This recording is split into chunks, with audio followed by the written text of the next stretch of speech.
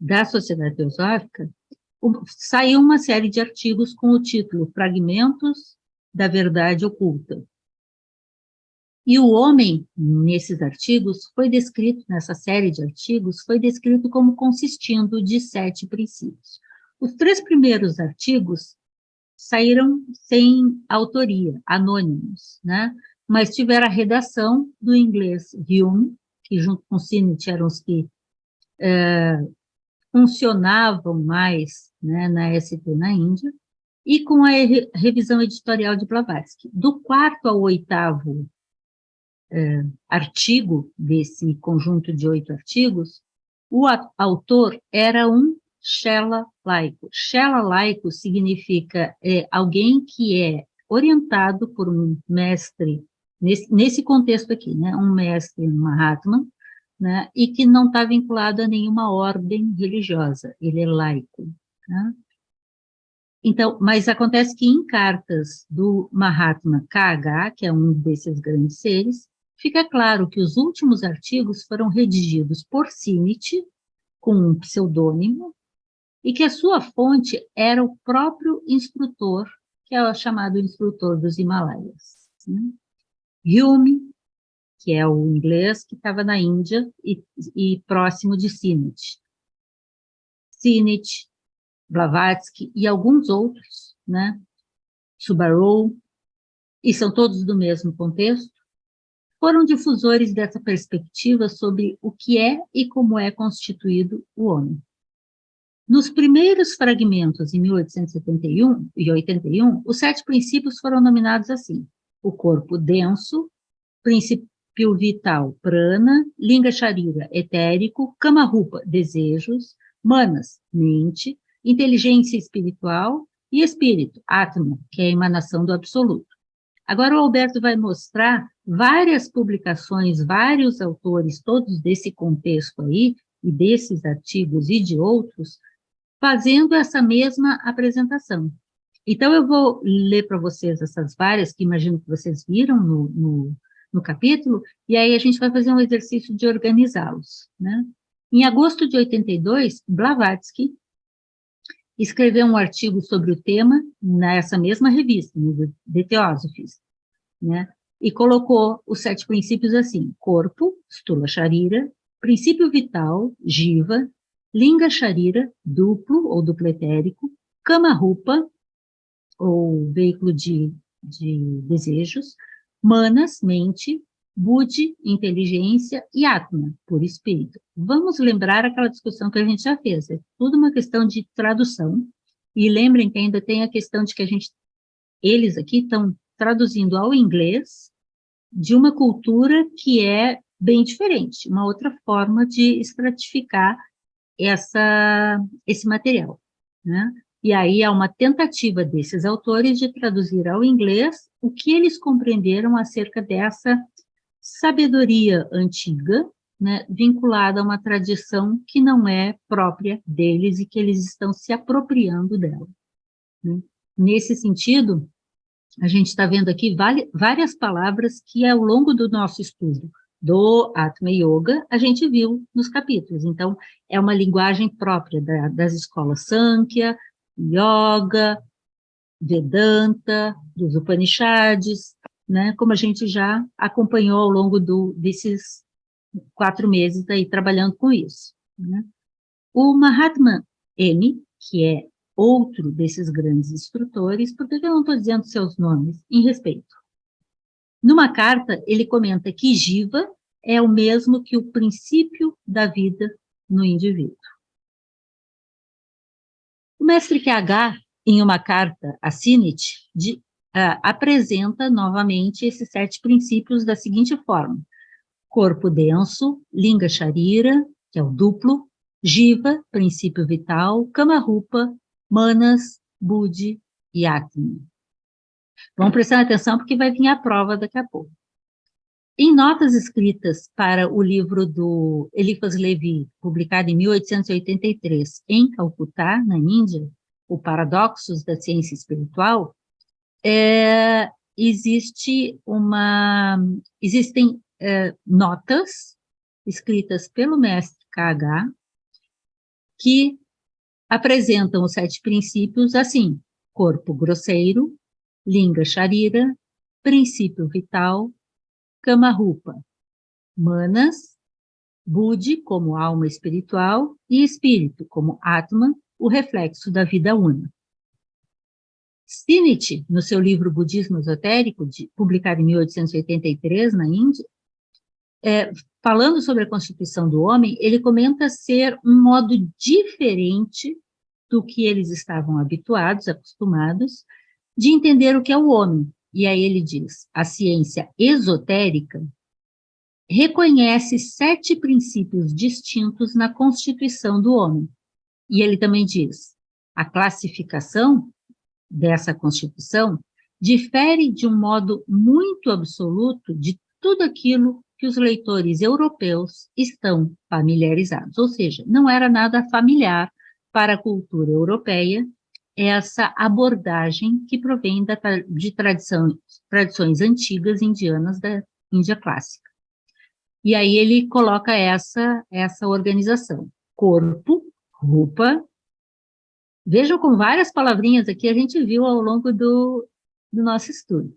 Vitalidade, ou prana, corpo astral, ou linga sharira, alma animal, ou kama rupa, alma humana, manas, alma espiritual, buddhi, e espírito, atman.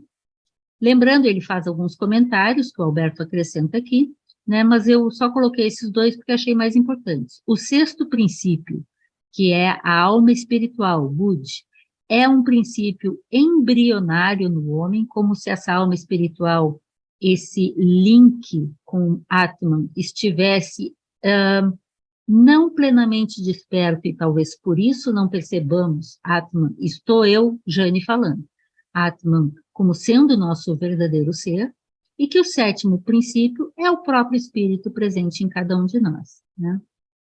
É importante também destacar, o Alberto coloca como nota, que o que está chamado aqui de corpo astral é no mesmo sentido que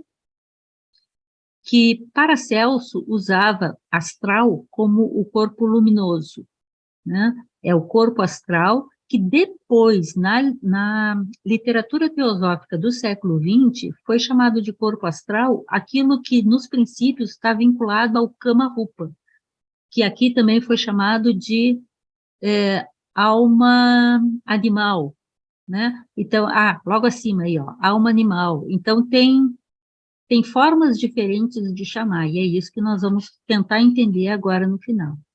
E que essa escrita dessas notas que o mestre K.H. teria acrescentado ao Paradoxos da Ciência Espiritual de Eliphas Levi, poderia ter chegado às mãos dele por meio de uma reunião privada, quando o mestre K.H. estava em Londres, organizada por Boer Lytton, que é o autor do livro Os Anônimos. E, para fechar, na doutrina secreta, Blavatsky fala da classificação com que apresenta os princípios.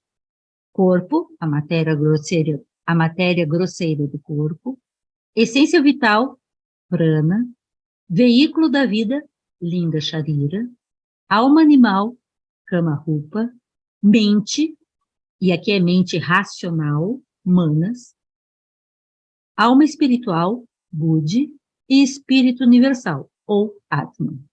Na chave para a teosofia, que é a última obra dela publicada em vida, é o corpo físico, rupa, princípio vital, prana, o duplo, linga sharira, a sede dos desejos animais e paixões, kama rupa, a mente, a alma espiritual, buddhi, e o espírito, Atman, né?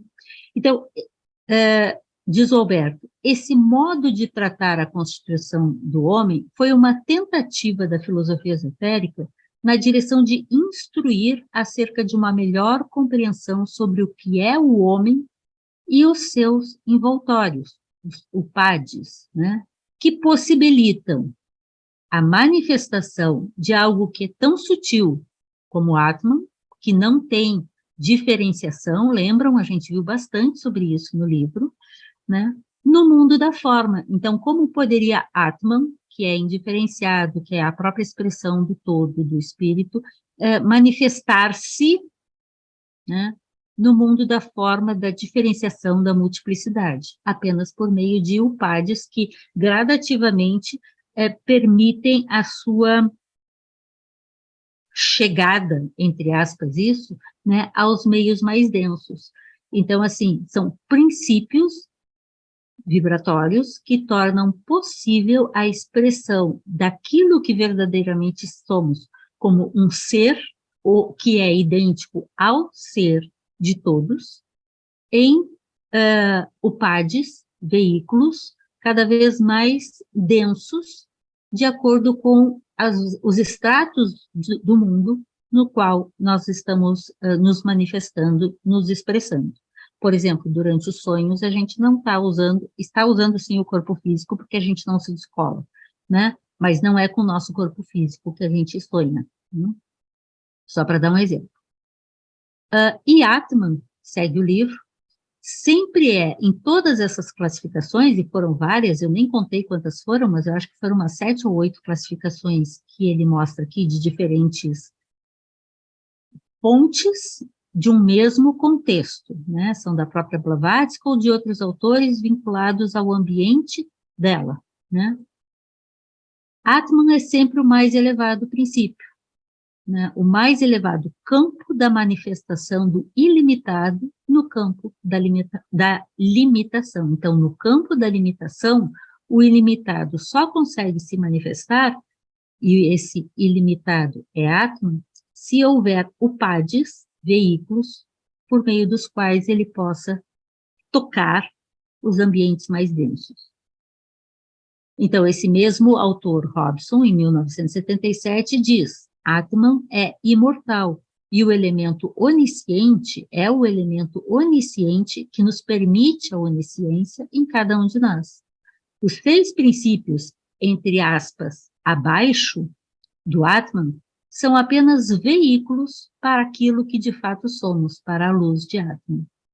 Blavatsky diz: para entender o que é o homem, quer dizer, sintetizando a ideia, como se dá a sua constituição como um ser humano aqui manifesto no planeta, né, é preciso investigar e compreender o conjunto dos 7 princípios. Lembrem que na filosofia esotérica existe uma questão de interdependência entre todos esses fatores, nada é separado do todo. Os 4 primeiros, então, no caso aqui, como nessa primeira classificação que está colocada bem aí em cima, né, o corpo, a essência vital, o Linga Sharira e o Kamarupa, são chamados de quaternário inferior, né? E os 3 princípios mais, entre aspas, elevados, mais sutis, são chamados de tríade superior, ou seja, Manas, Buddhi e Atman.